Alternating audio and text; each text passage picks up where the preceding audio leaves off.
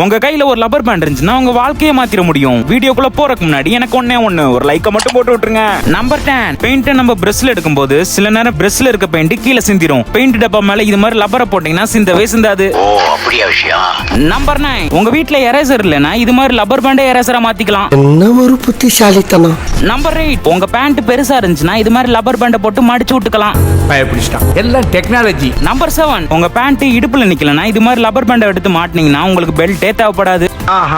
Number 6, photo பிரேம்ல photo நகர்ந்துட்டே இருந்துச்சுன்னா போட்டோக்கு பின்னாடி 2 rubber பேண்டை வச்சாலே போதும், நகரவே நகராது. நம்பர் 5, ஒரு ஜாரோட முடி டைட்டா இருந்துச்சுன்னா இது மாதிரி ஒரு லப்பரை போட்டு திருங்கினா ஈஸியா திறந்துக்கலாம். அரேவா, குட் ஐடியா. நம்பர் 4, காய்கறி வெட்டும் போது இது மாதிரி நழுவுதுன்னா கத்திக்கு மேல இது மாதிரி லப்பர் பேண்டை போட்டாலே போதும், காய்கறி நழுவவே நழுவாது. என்னடி இது? நம்பர் 3, சமைக்கும் போது அடிக்கடி கரண்டி உள்ள விழுந்துகிட்டே இருந்துச்சுன்னா கரண்டிக்கு மேல ஒரு லப்பர் பேண்டை போட்டீங்கன்னா போதும், உள்ளவே விழுகாது. என்னப்பா அநியாயமா இருக்கு. நம்பர் 2, லூடுல்ஸ சாப்ஸ்டிக் வச்சு சாப்பிட முடியலன்னா சாப்ஸ்டிக் நடுவுல ஒரு லப்பர் பேண்டை போட்டீங்கன்னா ஈஸியா சாப்பிட்டுக்கலாம். யார் சாமி இவன்? எங்க இருந்து வந்திருக்கான்? நம்பர் 1, உங்களுக்கு சிம்பிளான ஹேர் ஸ்டைல் வேணும்னா லப்பர் பேண்டை யூஸ் பண்ணுங்க.